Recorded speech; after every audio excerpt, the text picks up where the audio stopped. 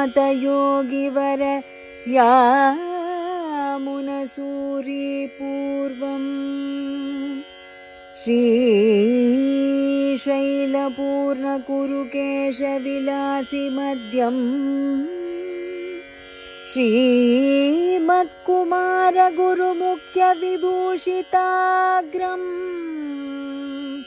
श्रीतातयार्यगुरुवंशम् अहं प्रपद्ये.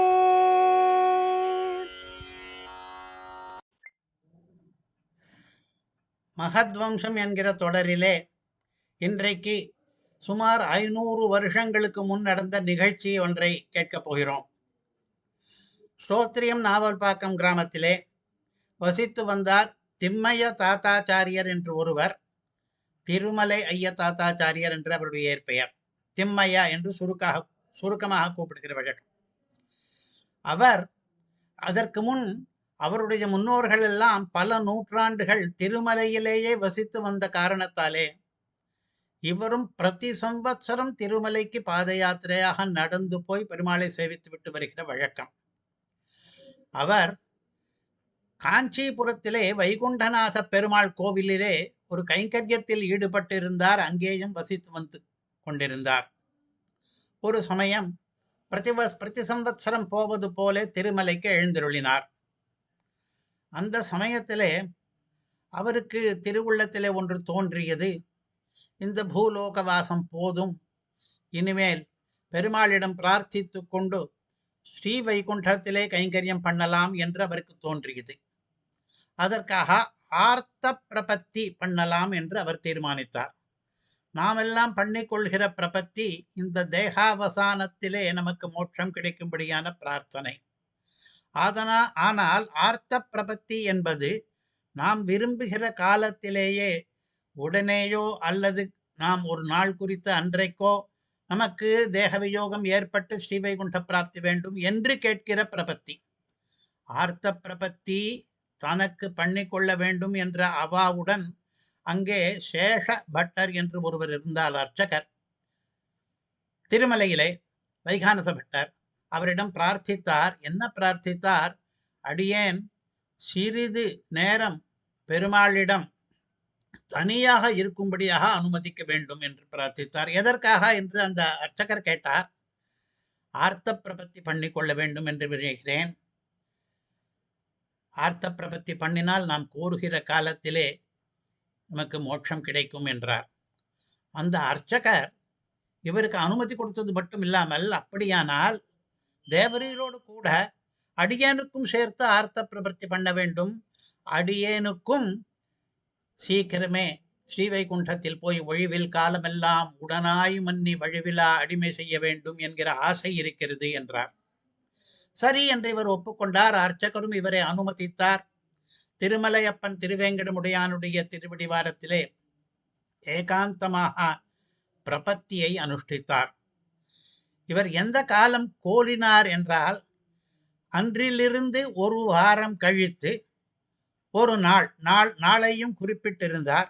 அந்த தினத்திலே தனக்கு தேக வியோகம் ஏற்பட்டு பெருமாளுடைய திருவடி வாரத்திலே நித்திய கைங்கரியம் பண்ணும் பாக்கியம் கிட்ட வேண்டும் என்று பிரார்த்தித்தார்.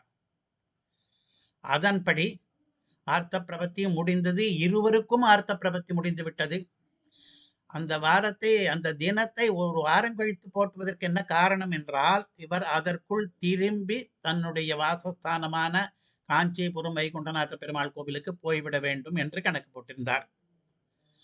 அதன்படியே எல்லாம் நடந்தது. ஆனால் வழியிலே ஏதோ ஒரு விளம்பம் ஏற்பட்டு அந்த ஒரு வார அபிஜித் முகூர்த்தம் அதெல்லாம் கூட குறிப்பிட்டிருந்தார். நண்பகல் வேளையிலே இவர் எந்த தினம் பிரார்த்தித்திருந்தாரோ அந்த தினத்துக்கு காஞ்சிபுரம் போய் சேர முடியவில்லை. சற்று தூரம், கூரம் என்று பக்கத்திலேயே தான் ஒரு ஊர், கூரத்தாழ்வானுடைய அவதார ஸ்தலம்.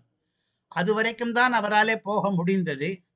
ஆனால் அந்த வேலை நெருங்கி விட்டதை உணர்ந்தார். உடனே அருகில் இருந்தவர்களை எல்லாம் கூட்டார். அவர்களுக்கு அர்ச்சிராதி கதியை பற்றி உபதேசம் பண்ணி கொண்டிருந்தார். அவருக்கு தெரியும் தான் கேட்ட காலம் சமீபித்து விட்டதாலே தான் பரமபதித்து விடுவோம் என்று. அப்படி அர்ச்சிராதி கதியை உபதேசித்துக் கொண்டிருக்கும் பொழுதே அவருக்கு கூரம் என்கிற கஷேத்திரத்திலேயே தேக வியோகம் ஏற்பட்டு விட்டது. அவருடைய மகிமையை புரிந்து கொண்டவர்கள் எல்லாம் அப்பொழுது அதை எப்படி பேசினார்கள் என்றால், நாமெல்லாம் பல க்ஷேத்திரங்களுக்கு பாத யாத்திரையாக போவோம். ஆனால் இந்த சுவாமி திம்மைய தாத்தாச்சாரியர் சுவாமி ஸ்ரீவைகுண்டத்துக்கே பாத யாத்திரையாக போய்விட்டார் போல தோன்றுகிறது. ஏனென்றால் தான் ஒரு நாள் குறித்து அந்த நாளிலே வேண்டுமென்று பிரார்த்தித்து பாத யாத்திரையாகவே வந்திருக்கும் பொழுது அந்த நாள் நெருங்கிவிட்டபடியினாலே ஸ்ரீவைகுண்ட பிராப்தி அவருக்கு கிடைத்து விட்டது. அதை கொஞ்சம் இலக்கிய நயத்தோடு சொல்வதானால் ஸ்ரீவைகுண்டத்துக்கே பாத யாத்திரை போனார் என்று சொல்லலாம் என்று. அப்பொழுது அவர்கள் ஒரு தனியன் சமர்ப்பித்தார்கள் அவருக்கு. வந்தே திம்மய தாத்தாரியம் ஸ்வேச்சயா பிராபய ஸ்வயம் அர்ச்சிராத்யுபதேசாந்தே வைகுண்டம் பாதசாரதா என்று. அதே தினத்திலே அந்த சேஷ பட்டர் என்கிற அந்த அர்ச்சகருக்கும் தேக வியோக பிராப்தி ஆகிவிட்டது. ஆர்த்த பிரபத்தி பண்ணினால் நாம் கோலின காலத்திலே நமக்கு தேக வியோகமும் ஸ்ரீ வைகுண்டமும் கிடைக்கும் என்பது அங்கு அருகில் இருந்தவர்கள் எல்லாம் சாஸ்திரத்தில் அதிக விசுவாசம் கொள்ளும்படியான விற்த்தாந்தமாக இது அமைந்தது.